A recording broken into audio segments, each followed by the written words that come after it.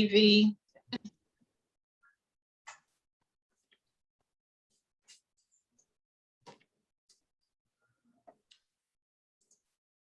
Yes. I think we have a good group of people to start whenever you girls are ready. So we are recording this just for everyone's information. So just in case you have to jump off later, we will be recording this and putting this on our YouTube channel. So yeah, you guys can go ahead and take it away. And if anyone wants to ask questions, feel free to jump in or type it in the chat and we will get those questions answered.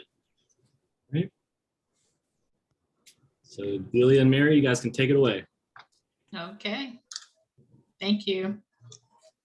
Okay, if no one knows who Mary is, Mary is the, she's an associate broker and runs the Bethesda branch, her office, or Silver Spring, and runs an office there. And she is the new broker in Delaware.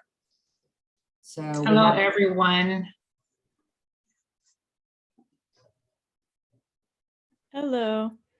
So we've announced it through news, the newsletter and stuff that it's coming, and we're just pretty much wrapping things up probably by this week. I'm gonna put a blast out, what you have to do if you want to get your Delaware license. So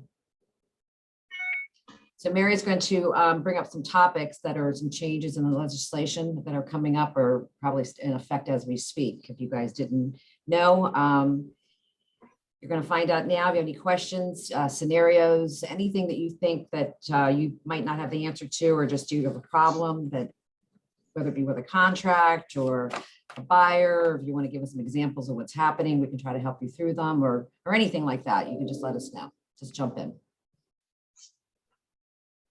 You can get to start, Mary.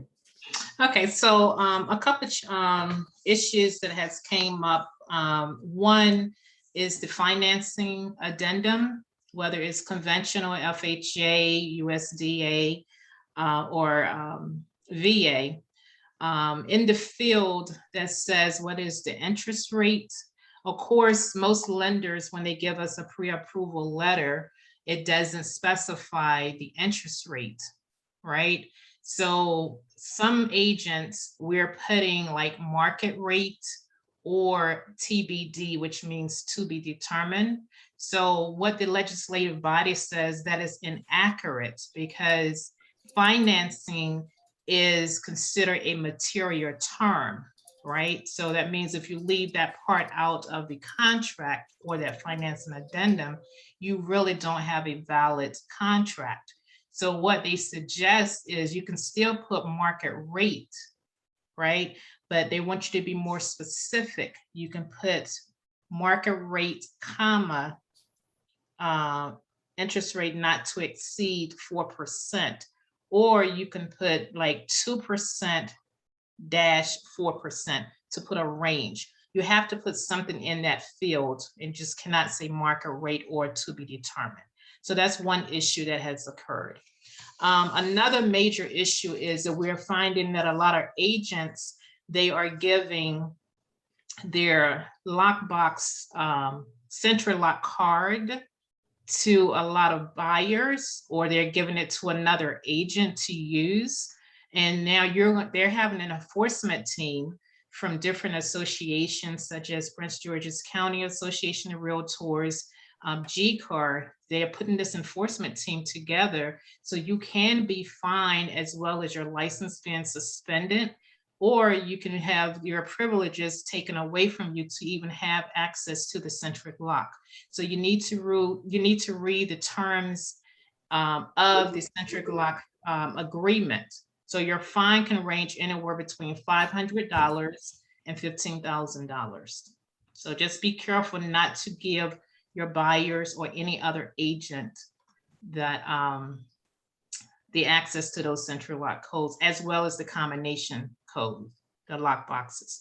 Now, there's a violation. So if you are considered just a regular licensee and don't hold the title as a realtor, then you're violating the Brokers Act, which is Title 17, right? So that's a fine. But if you are a realtor, then you're violating your association code of ethics, as well as the Maryland Association of Realtors Code of Ethics, as well as NAR, which is the National Association of Realtors. So just be careful. And again, the fine is from $500 to $15,000. Okay. Those are the two critical updates. Any questions? Okay, Delia, your turn. I thought you were going to do all the talking. I thought this was going to be easy. I'm sorry. The one about the love letters. That's now part of the, is it the buyer agency agreement and the listing agreement? As far as buyer's letters, you guys see the update on that in the, on the contract?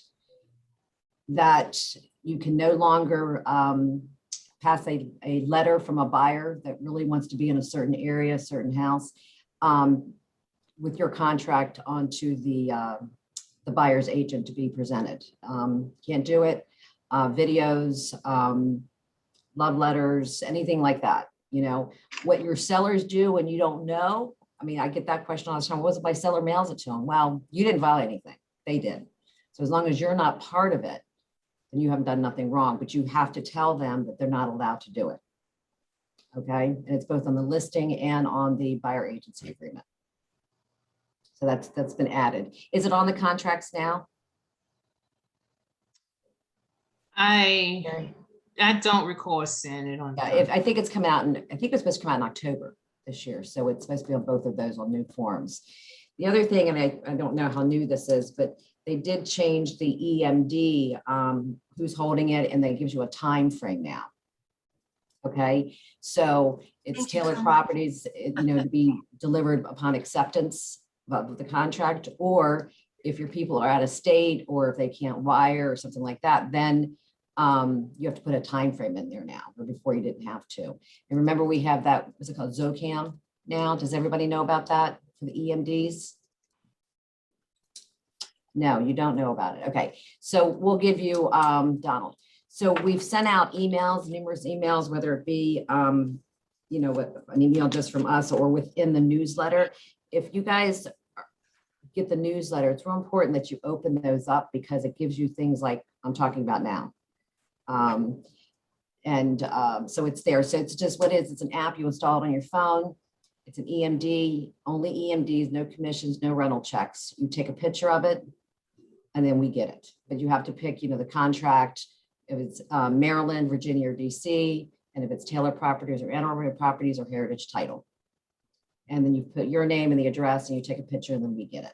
And that's your confirmation. And also with the Zocam app, it asks you if the contract has already been uploaded into SkySlope. So you have an option to say yes or no. Mm-hmm. So has anybody used that yet? No. Yes, Zocam? Z-O-C is Zocam. Z-O-C-C-A-M. Zocam. I've Yeah. used it before. And you can Hi, download Delia. it Hi, from Mary. your phone. Hi, Wilmer. Yes, Hello. good. So I've been using Subcom, is great. So I would highly recommend it, because I was sending my EMDs FedEx overnight. So I'm saving like $20-$30 every contract I'm going to send the EMD. So I highly recommend it to anyone. So, and I think as a realtor, we have to be on top of the game, because someone else is going to come and be on top of us. Mhm. So I highly recommend any realtors out there to be on top of the game with all the benefits that we have with apps and electronic sources. So I've been using it and I've been doing great. So I highly recommend it Mhm. to you guys. And oh, one other thing, I just started using your I've been using the new portal Office. Mhm. And yesterday, I just ordered my first postcards for a new listing I have in Silver Spring, and Oh, you did it the was postcards. super easy. Yes, Oh, great. If anybody ordered- hasn't, if anybody hasn't done the tutorials or been on to Back At You, Wilmer just said you can order business cards for your, postcards for your listings. It has a CRM that you can keep track of all of your clients. You have a website that's hooked up to Facebook and what other one? Facebook and Instagram.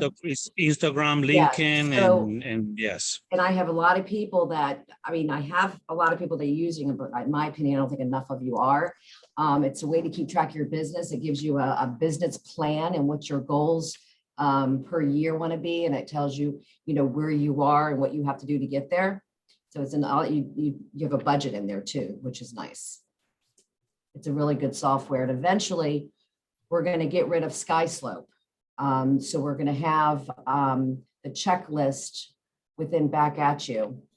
And then so it goes from your zip forms to Back At You. So we're not going to have SkySlope anymore. So, and eventually, hopefully, we're going to start doing forms as well. So we can get rid of zip forms altogether, but we're not there yet. We have a company that's building this, so we're just not there. Okay, that was going to be one of my questions. See, I know Kyle told me once that, yeah, we're going to be using like kind of like the DSign and zip form Yeah. and the same platform. So, Yeah, okay, great. We're trying to keep it easy for everyone. And everything it was one place for everything. We're just, that's gonna take a little while. And then of course it needs to be maintained too. So it's a lot to take on forms, but eventually that's our end goal. Is there a phone Wait. number that we can call back office for help? Oh, Yes. absolutely. Gary, you there? Yeah, yes, it's 1-800 660 7719, extension 1. So also, I'm also keeping some notes, some high-level notes in the chat. So if at any point you're looking for resources, for example, Fran, you had asked about Zocom. I included a link in the chat to instructions to use Zocom and how to download it. And then also with the agent portal questions, we also have linked some tutorials in the chat for agent portal. So just keep checking the chat every now and then. I'm keeping notes on the side just for your own resources, but we'll also send those out at a later date. Okay, just a minute. Thank Okay. you. Ask a question, please. Yes. In the moment, while we talking about automating the process of depositing EMD, is there a chance that we could do that with commission checks, or is there a plan to actually automate that process as well while we're moving into new technology and everything else? Yeah, we've honestly thought about this over, I mean, I've been doing it for over, close to 25 years, and we've been honestly thinking about it. The problem with, okay, what's two things. One, which it was getting fought at when I was on the board for Maryland Realtors for 2 years. And what title companies were doing, which was never allowed to do, is they would, like, I guess, KW, they have I think it's called a work order or something, Mary, I forget the name of it, they called it a worksheet or something, that if it was approved by Keller Williams, that they would send that to the title company was allowed to issue the check directly to the agent, okay? Which, they've always done it, but then it got really bad to where everybody kind of noticed it, right? That, title companies were doing that, and brokers noticed it because, Keller Williams had a system, but if you have that system in place, how are you going to get your 1099 at the end of the year? And I was like, we can't have our agents get the check. How am I supposed to 1099? I don't know what's going on. So what we think is going to happen, because I know Mar is going to try to change that. I don't know how successful they're going to be, but I hate to say this, but as long as I know that I can 1099 my people and I sign off on the commission and it doesn't change, then we're good. Okay, I don't mind it going back to what they were used to doing, I guess, years ago or even last year. But the problem with that is a title, I like with Heritage Finance or Title, we pay at the table if you use Heritage Title. I get the alta from the title company. I make sure the numbers don't change, and I send the check with the closer with Heritage Title. I'm able to do that because I know my funds are there. Okay, I get the funds and they're there, they're good to go. But even with that said, I give them the check the day before, a couple hours before, and I'm boarding out checks all day long, just because they're wrong as the CD changes at the table, right? Which is not fun. But you were trying to figure out a way to answer your question to have the commissions coming from me right to your bank account. But it is, How- I'm sorry. The problem is I have to get the funds from the title company to me. The guy got fired, he didn't get a vaccine. I'm sorry? I said, why didn't you get it? Oh, because it already had. Oh, you had it. Well, okay, then he says, oh, because God, I do. Which one is it? If it's had it, God told me, because God told him not to get it. Which one is it? It's because you had it before or because God, and even at that, It doesn't make God sense. says to listen to those who put in authority. Yeah. But I think, I agree, those, I disagree. It shouldn't be Try to mandatory, mute him, please. if you want to die, well, you die then, if you want to put your vaccine, but then at the But same time, it has to do with you're not helping the other people, right? That not been about- vaccinated, yes. It's not about you or me. Hey, But hey, it's- No, I Wilma, think can you it's mute not your me. line, please? Wilma, can you mute your line, please? But that's ignorant. Because he said, if I get it, it means that I Hey, have to- Wilmer, I'm do not you covered wanna by the mute genes of it. yourself? So You can mute him. Oh, Gary, you want to mute him? I'm sorry about Okay, so the problem is that, I have the check, I deposit the money, okay? Then, believe it or not, I get title company checks that bounce. They just do. Okay, and I've already paid, I hold, you get paid 4 business days. I don't know necessarily until like a week later that it comes back. So here my agent's been paid and I'm waiting on a check to come in. Okay, a clear check. And the only way I can, we have thought about it. I'm not going to say we're not going to do it. It's just I need to figure out how to do it. Because if I get a title company to wire me money in, I don't know who the agent is because I've had it done before. Don't know who the agent is, don't know the property address, or I have the property address, but I don't know the agent or vice versa. And I'm trying to track whose money this is. And then the money that comes in, I need an office to make sure it's the right money. So it's not as easy as you think it is because I have to be in compliance with what I do. But so we are trying to figure that out. We're not quite there yet. But what I do with some people here that, would like their money, they typically settle with Heritage Title, so they get at the table. Or if you bank with BB&T, we go to BB&T every day. I can always deposit your check. That's what we're doing now for a lot of people. Thank you. Any other questions? So I have a question, and you can talk if you know the answer. When you want to extend a contract, buyer and seller to extend contract to November 1st, do you have to state a reason why? No, Yes, You do. yes. Yes, you do. And I'll tell you why. Because if you don't, and that's why we came up with a change of terms form. Okay, on that form, you're extending it either for a contingent or for the financing, or what else, Mary? It's financing and It can be the settlement date, financing, various. they give you like 2 or 3 choices. But the reason why is because unless you're extending the contract for a reason, okay? And if the reason being you're contingent on financing, then your date on financing will expire because you're not ready. So you have to extend the contingency on the financing and then extend your settlement date. You have to do it at the same time because if you're just extending the settlement date and you don't meet that second settlement date and you guys went out because of financing, your buyers lost their money. It happens. I've seen it happen so many times this year in the last 5 months. It's awful. So there's always a reason why you're extending a settlement, always, whether it be home inspection, whether it be they won't be here, whether it be repair, anything, whatever it is, there's always a reason why you have to extend a contract, always. Just don't extend it. Because I've seen a lot of people lose their EMD on that.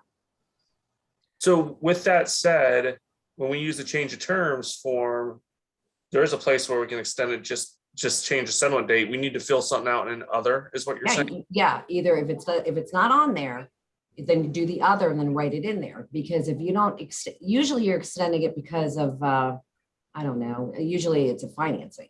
So that's why we added that one on there. But there could be other reasons, but you have to extend it so everybody knows that we're just not extending it because we want to.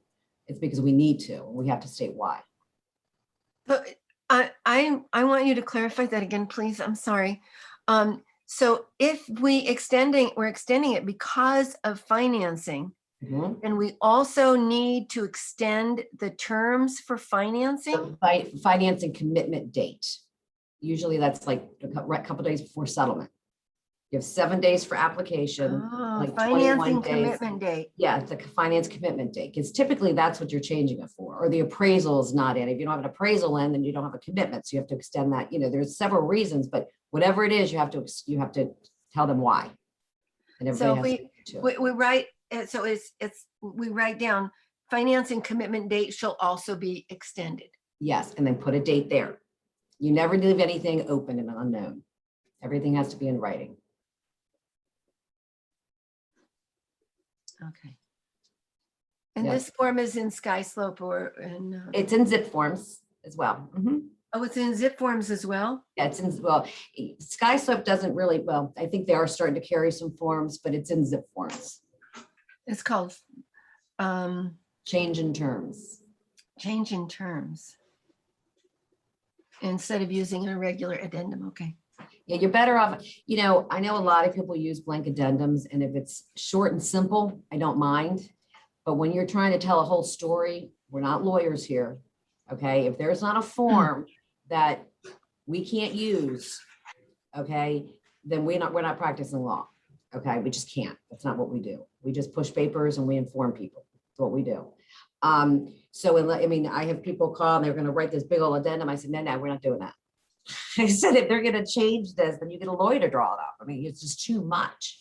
When I get a lot of them, and I do approve on most of them, because a lot of them is simple and it's easy to understand. But when it gets convoluted, it's just, you have to reach out and get help from me. You just don't write it on your own, because I read addendums, that of course I find out about it because they're in trouble or they're wrong or they're getting ready to lose the MD. And I'm looking at it. I said, well, why did you do this? This makes no sense to me. So no wonder you guys are where you are. I tell a person, it's just hard. You always have to protect your client, always, and your license. Does anybody else have any other questions? Yeah, I got a question, kind of based off of what you just said. I'm representing currently a seller, and they were having some issues with getting financing. He did a pre-occupancy agreements. It appears that pre-occupancy agreement's going to expire because we only gave them 30 days, or rather the contract's going to expire. At that point, is that considered a default and they would lose their deposit per the pre-occupancy agreement? Okay, so the buyers moved in, is that correct? Yes, Okay. correct. And because they didn't have financing. Yeah, it was held up. It was held up. Yeah, well, and that's another battle. Is the agent said it was going to be a couple more days or whatever, and it ended Yeah, up. I don't think I would have put somebody in. Did you talk to the loan officer before you did a pre-occupancy? No, I tried, and there's Yeah, obviously shame on me on a lot of this here, but yeah. I get samples, you guys have, have your own scenarios and stories and, what's happened to you personally. What's nice about myself, and I'm sure Mary is that I get questions all day long. We have over 1,000 agents. And so this is the first time you might have been in this situation, but I've heard it 10 times over again. Okay. Right. So I would never done pre-occupancy on anybody until you at least speak to the lender. And even then, you don't know. It's a very big if. There's a reason why something's not, if it's something, they're waiting on something and it sounds simple. Okay, leave it up to the client. Explain to the client, this is what they have. It's up to you. I'm not forcing anything, but I would have never done that to begin with. Well, there's more to that story, and I don't necessarily need to go into that so now, but it's really, that's water under the bridge at this point. So the pre-occupancy, and the pre-occupancy is getting ready to expire. Yeah. Okay, on the buyer. on the buyer, which is not my client. And you extended, okay, did you extend the contract itself? We extended the contract to, well, we extended to today, and then we just extended for just another 2 weeks. And like I said, there's more to this story that regarding the findings, but we can elaborate. But I'm really kind of just curious how that pre-occupancy agreement Well, works. If the How it contract works is that expires. if you extend the contract itself, Yes, along with the financing commitment, because that's still outstanding, right. then if they still can't get the house, they get their EMD back because they're within the contingencies. Okay, Okay, to answer your question. okay. If they have to move out, though, they put more money down because as part of the pre-occupancy agreement. Do they forfeit that money that's in the pre-occupancy agreement? That's not this money. It's whatever the pre-occupancy says on how you've written it. Because the one is the one. So if you're in the commitment timeframe period and you don't go beyond that settlement, then the buyer gets the EMD back. Unless he, did something to the loan, he made the loan, he bought a car or filed bankruptcy or something like that, then no, that is his fault. But if he's done everything he should have, then he does get the EMD. As far as the pre-occupancy, it's depending on what it reads. I don't have one in front of me, but you just Okay. have to look at the terms of the pre-occupancy. Okay. And then another question is what I've been seeing a lot of contracts with the smoke detector disclosure.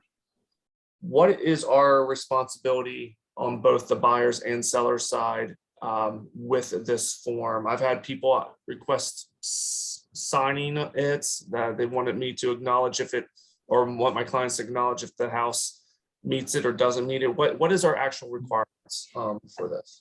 I think Mary would probably speak good on this one. I know it's the law and go ahead, Mary.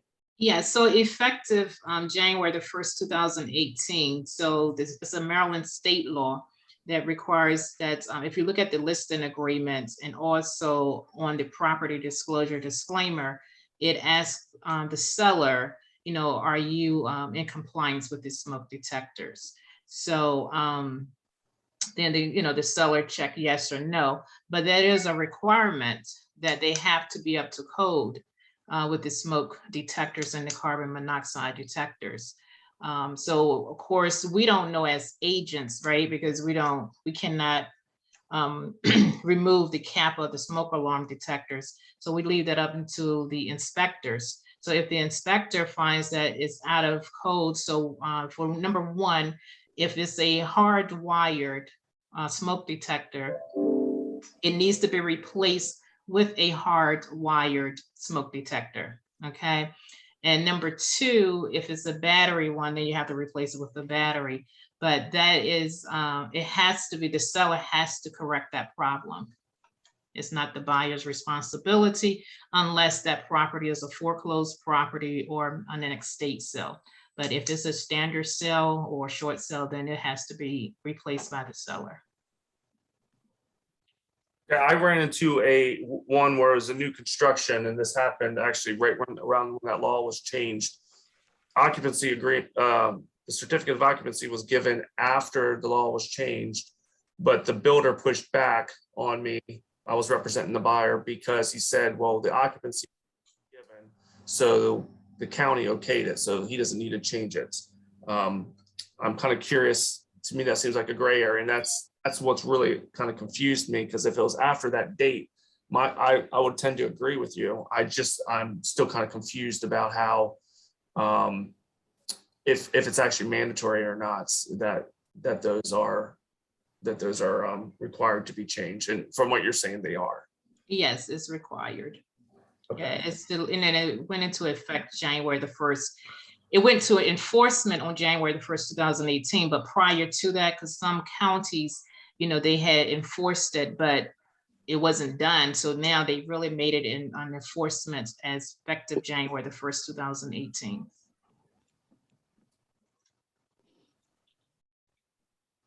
Thank you.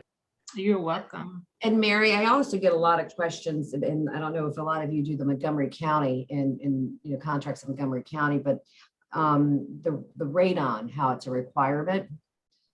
Does everybody understand how all that works and that you just cannot just not do one? And if the Yeah. buyer doesn't do it, the buyer wants it, buyer don't want it, buyer needs it done, seller doesn't want to do it, who doesn't? Well, they agree not, you cannot agree not to do it. It's not an Well, option. in the addendum itself, when it's specified or speaks about radon in Montgomery County, that's one of the counties in the state of Maryland that is the seller's responsibility to have the radon test done and provide the test results to the buyer. And if it's in a trust and there's no seller, And then, they're not exempt from it, then the buyer has to do it. then the buyer can get the radon test done as well. And it just cannot not be done. It has to be done. It has to be done. Mhm. Yep. Because so- if- Sorry, so this is Linda. So are you suggesting that if we're gonna sell any houses in Montgomery County, we should advise the seller, go ahead, do the radon test in advance or close to the settlement to do the radon test? It really doesn't matter what time frame they do it, as long as it's done prior to settlement. But the sooner is the better, because if the readings comes back more than 4.0 PCI liters, then it's remediation. So that can be a little costly. So Costly to I remediate. would definitely get it done as soon as possible. Once you get a ratified contract, I would get it done. So should we advise the seller during the listing agreement, say, hey, these are one of the lists that you need to consider? Yes, because it's in the listing agreement. It says that in Montgomery County, that it's the seller's responsibility to get the radon test done. Mhm. And they can't, I have people say, well, my seller doesn't want to do it. He is not just like repair money. He does. I said, it's not, you can't, it's not an if. If he doesn't want to do it, then you can't agree. And the buyer says, oh, I don't care if he does it. That doesn't matter. It has to, it's Montgomery because it has to be reported, right, Mary? It Montgomery has to County? be done because, as we know, radon is a odorless, colorless gas, which can cause severe respiratory issues, such as lung cancer, COPD. Yes. Do you foresee it's gonna be a statewide requirements? Or Well, maybe- it's not going to be a statewide requirement because every area is 23 counties in the state of Maryland. And the counties, if you download a radon map, it will show you the counties that is high in radon. So it's 3 different color codes. Red zone means it's high in radon, right? The orange means that it's kind of falls between the 2.0 PCI liters and 4.0 PCI liters.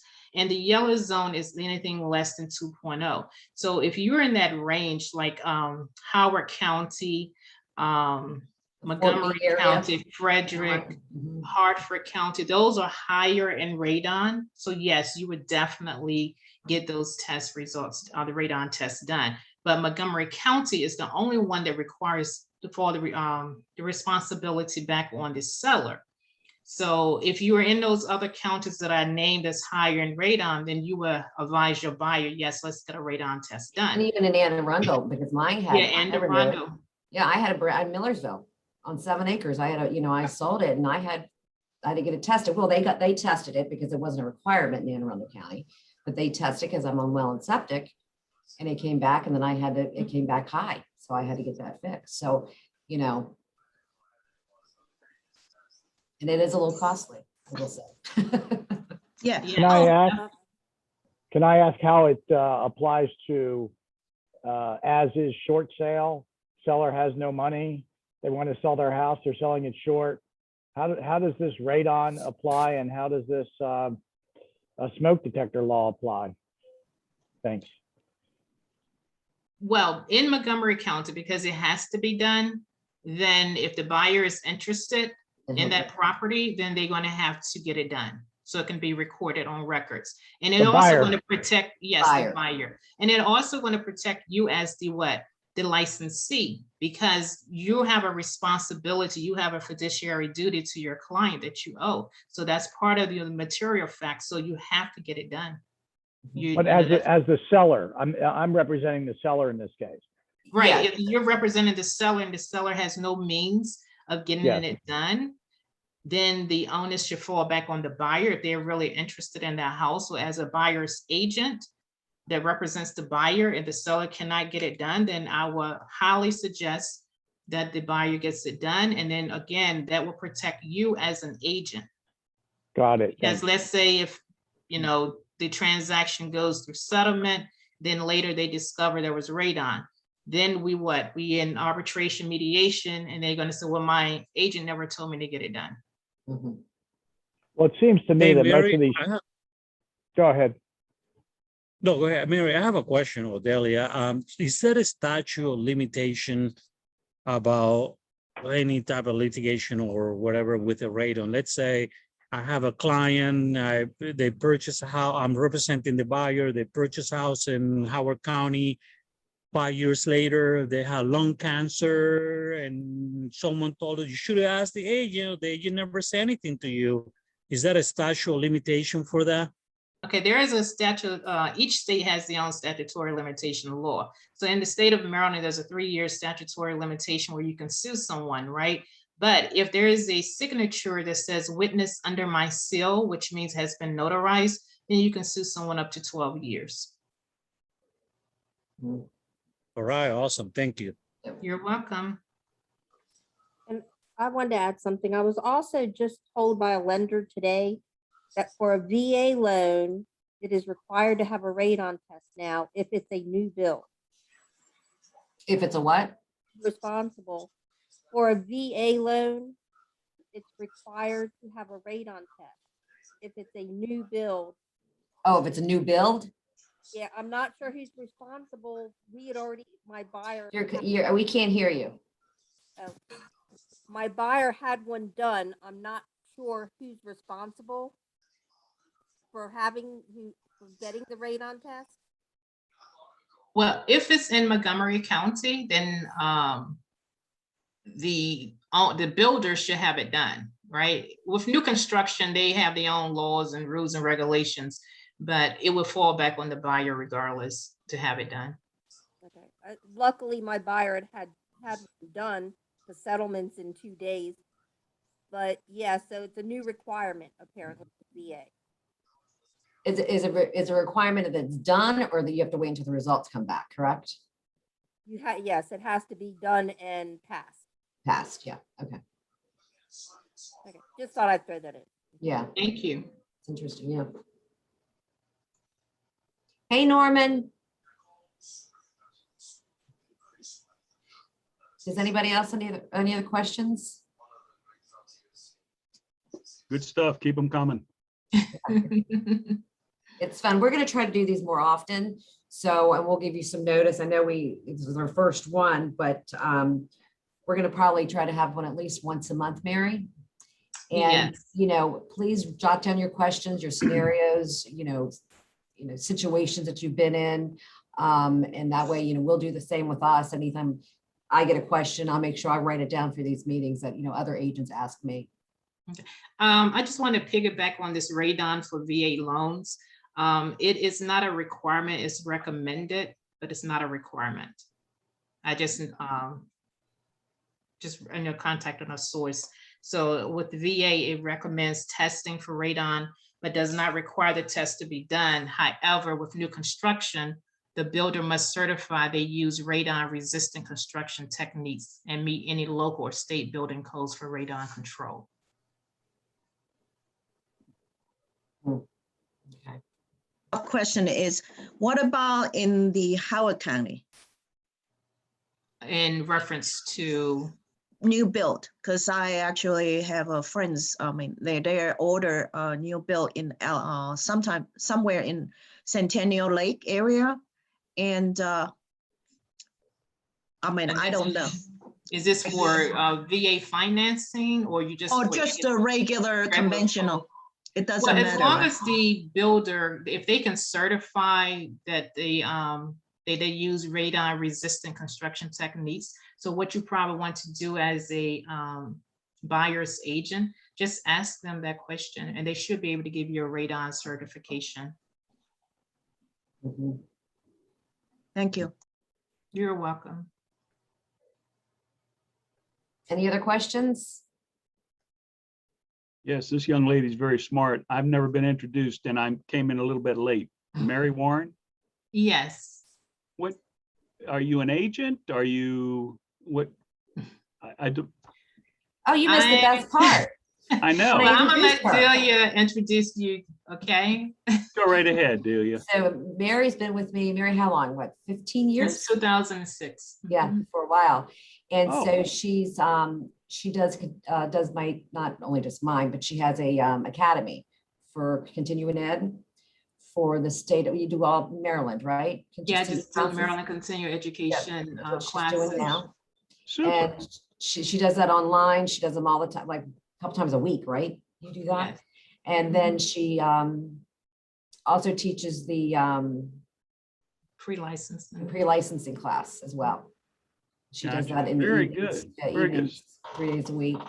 And then she runs my Silver Spring branch office over there, has a small team with her. What doesn't she do?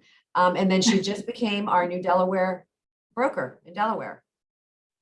Excellent, excellent. So, Very yeah, good. so- yeah, so. Yeah, nice to meet you, Mary. Yeah. Thank you. Nice to meet everyone. So whenever Mary knows I'm on vacation because her phone starts to ring. So everybody in my office, here, call Mary, she'll know. So she Well, they don't like to bother me, so they call her. I'm surprised that we've both been with you about the same amount of time and I've never run into her. Yeah, yeah. So, yeah, so she kind of covers me when I'm not here, or, And real quick, just a quick plug for Mary's continuing education classes. I linked her website in the chat. So if anybody's looking for continuing ed classes or want more information on taking some of her classes, you can find her information there. oh, I Thank do you, see it. I do see a question in here. It says, quick question. I have a landlord who'd like to rent out the basement in PG County. It's a 1968 home. So would the landlord be legally required to test for lead prior to tenant moving in? I That would can be answer nice. that for Yeah. you. So any property that's built before 1978 has to have a lead test, right? So that's the one requirement. Number 2 requirement, where is the property located in PG County? PG, where is it located at?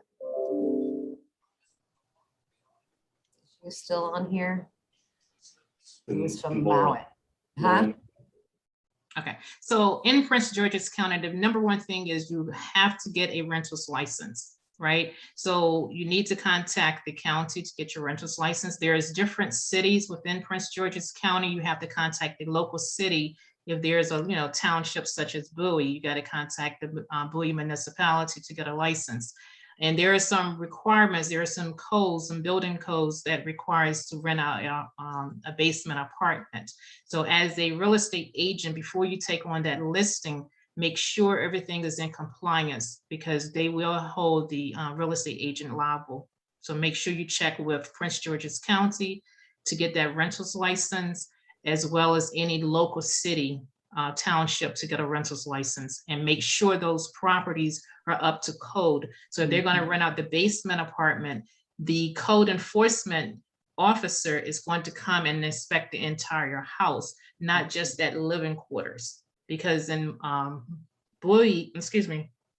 in Prince George's County, they're saying that the basement, right, is supposed to be for like family members and friends and not necessary to be like a separate dwelling to rent out for monetary purposes, such as Montgomery County. Montgomery County is considered them as an accessory dwelling unit, which is ADU, and they are very, very strict when it comes to renting out your basement. So just, again, just make sure you get the rentals license. That's the number 1 requirement. Is a rental license also required if you're only renting one room? Yes, it's required. Just double check with the county wherever that property is located, because whatever happens, if there's a dispute between the landlord and the tenant, right? The first thing that the judge is going to ask the landlord, do you have a rentals license if it's required for your jurisdiction? If you don't have a rentals license, then you pretty much lost your case. Delia, I've got a question for Mary. Yes. If I might, this is something that's bugged me for many years as a real estate agent, especially having been a custom builder and knowing the definition of a bedroom and the requirement of 2 means of egress and ingress. And I go into many homes where the agent has listed a room as a bedroom, and there's no way that anyone could escape from what is perhaps a small basement window at the top of the wall. Yet it's referred to as a bedroom.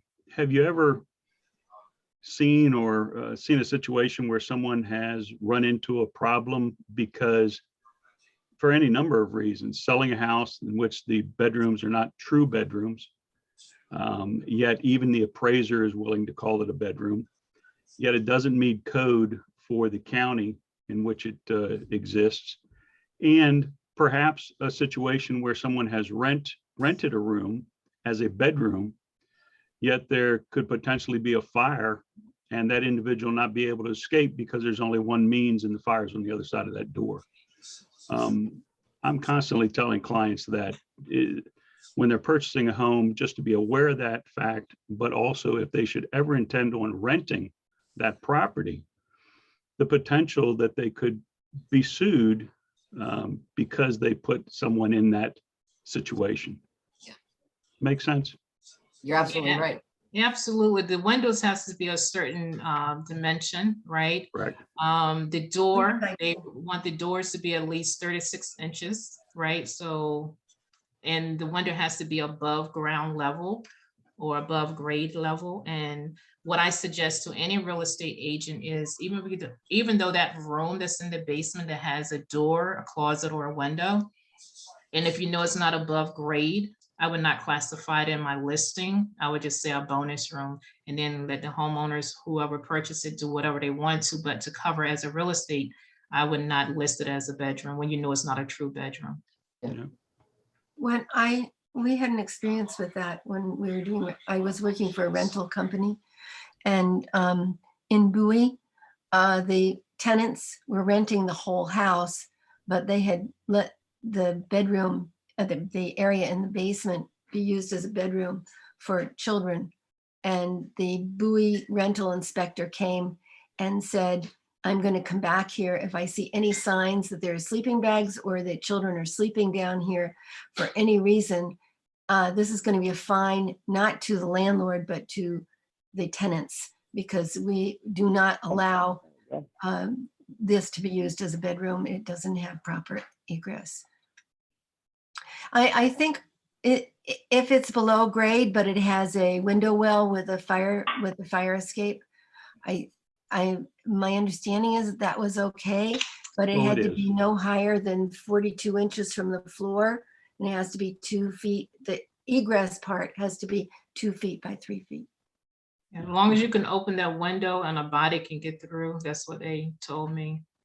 Well, there's a lot that I could get through if I had to, but it doesn't qualify. I think you're Believe bringing me. up a whole issue though about building codes, because a lot of these older homes, they do not meet building codes on all kinds of levels. You could take out the whole top floor of the house because the stairwell is not wide enough.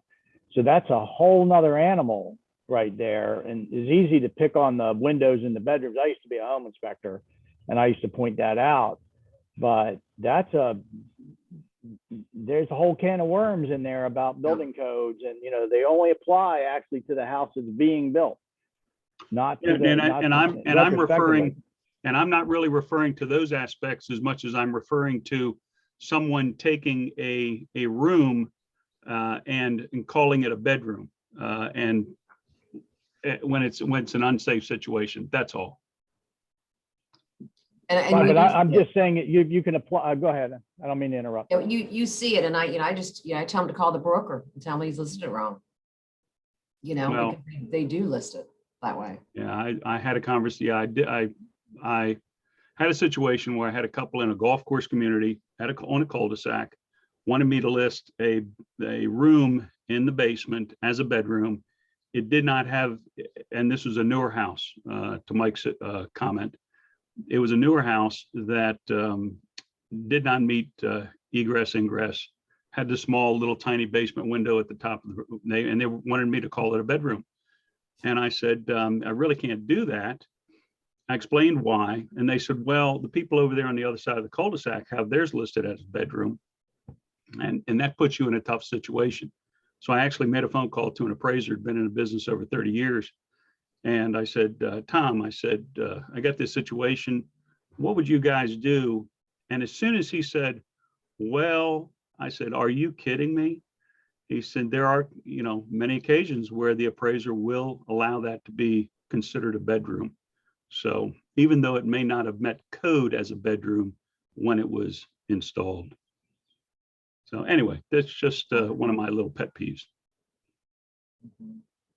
So a follow-up question, what if as a listing, I mean, you represent buyer and the listing agent lists the room is not really a room. And then when you go to do appraisal, and then they could say, well, the listing property has 4-bedroom or 5-bedroom, but the appraisal come in and say, it's not, will the appraisal ever say, well, I don't agree with the listing agreement, listing information about, for example, it's a 5-bedroom, but in fact, it should be 4-bedroom. Have you ever had these? Yeah, if it's a good appraiser, he would. It's an excellent question. Oh, I've yeah. never run into it. It's a good appraiser, yeah. Well, just for the record, I would never list a bedroom. I would never call something a bedroom that didn't have fire escape. Yeah. So even though I still see there's a can of worms here about the building code and what complies and all that, I still wouldn't do it. Yeah. Because you just run into You trouble and me later on both. it. Yeah. You and me both. Hey, think I in have a that question particular about, case, we called it a bonus room, as Mary recommended. yeah, let them decide what they're going to do with it. Mhm. Right. I have a question about front foot fee and deferred sewer charges. If anybody's got the answer on this, is honestly, I don't know where to find those. I have clients sometimes they'll tell me they don't know. They don't know what it is. They don't know if they pay it or not. And it's like, okay, well, where do you go to verify these things? WSSC. Title company, they should know. And they Just go to do. the title company. Yeah, because get that's what I recommend to the agents that are the listing agents, that if they don't know, I mean, we ask Donna or every Heritage Title all the time, can you run a search on this to see if it's any front fees on here?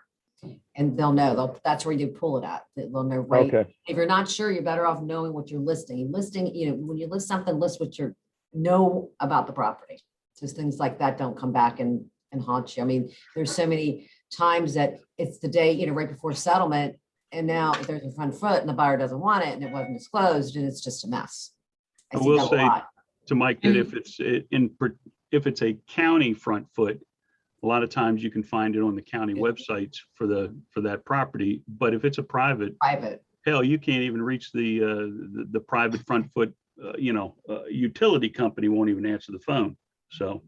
And I've had title miss them, where the Mhm. people that went all the way through settlement, it never came up. Title didn't find it. Wow. And then they get noticed, by the way, you're not paying your front foot fee. Where I Mm. think that was a deferred sewer charge on that one. And for they paid it for about 3 months, and then they finally decided they weren't going to pay it, and nothing ever happened. So I don't know. It's just one of those.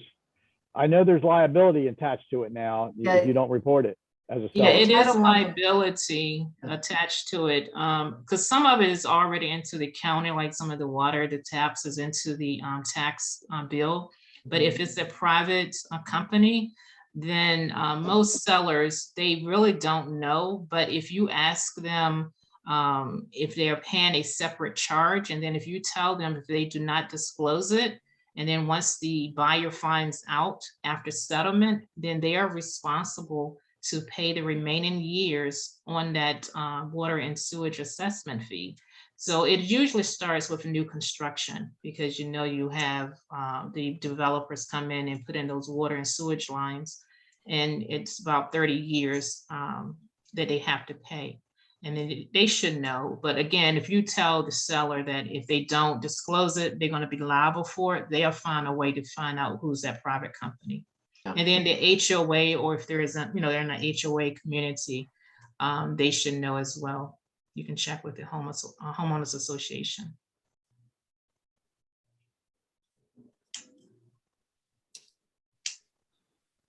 So we're about 5 more minutes. You can also cheat and check other recent sales in the community and see if anybody reported that they had a front foot. Yeah, Yeah. that's what I've done before you walk down the That's a street or go to the subdivision and kind of look. Yeah. Yeah. Yeah, that's a good practical approach. Delia, I have a couple of things. I'm just have with me Jose Baez, which is my son. He's a new member of my team. Mhm. So we're just eating lunch and I want to welcome him and introduce him to the team, Welcome to the aboard. company. Thank you. Nice. And also I would love if you can do these questions and answer once a month. We were just I don't talking know if about that, everybody yes. agree. I would love to do this. We're Yeah, what I'm it's gonna hard for do- me right now because there's a lot of noise going on around, but that would be great. Yeah, what I'm gonna do is throughout the month, I'm going to start, whenever I get questions, which I get a bunch every day. Whatever I think is really relevant and maybe not relevant, you might, I might bring it up and you're like, well, they didn't know that.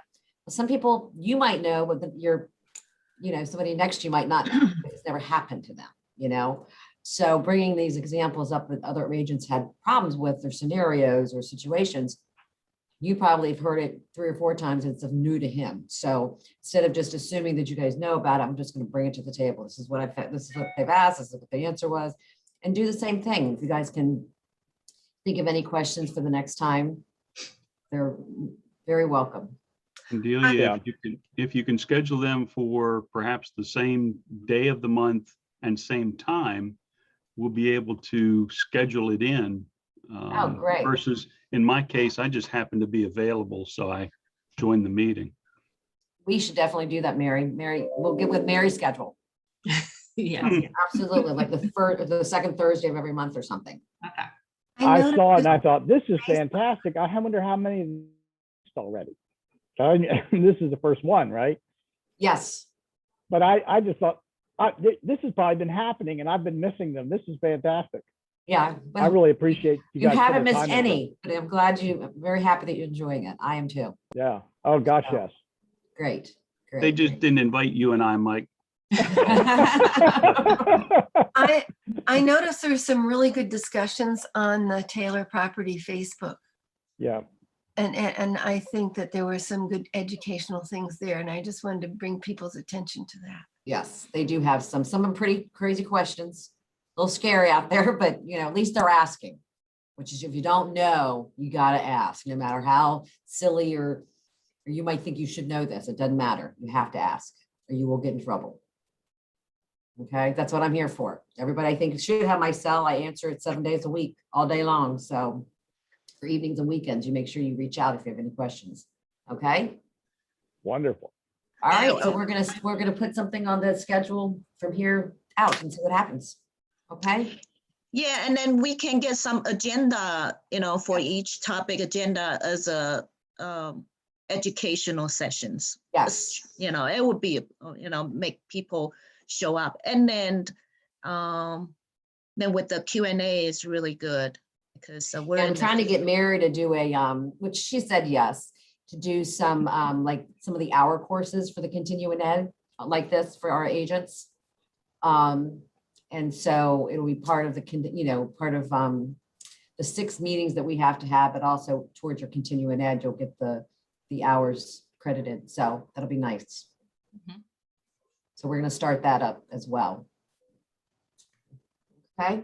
And they'll be Thank free. you. Kidding. Somebody has to pay for them, right, Mary? Okay, guys, we will All right. make sure we shoot the email out probably this end of this week on when we're going to do it. Good. Okay. Thanks, guys. Very good. Thanks, Thank Delia. you. Okay. Have a good one. You too. Bye-bye. Thank you. And nice to meet you, everybody. You too. You Thanks. too.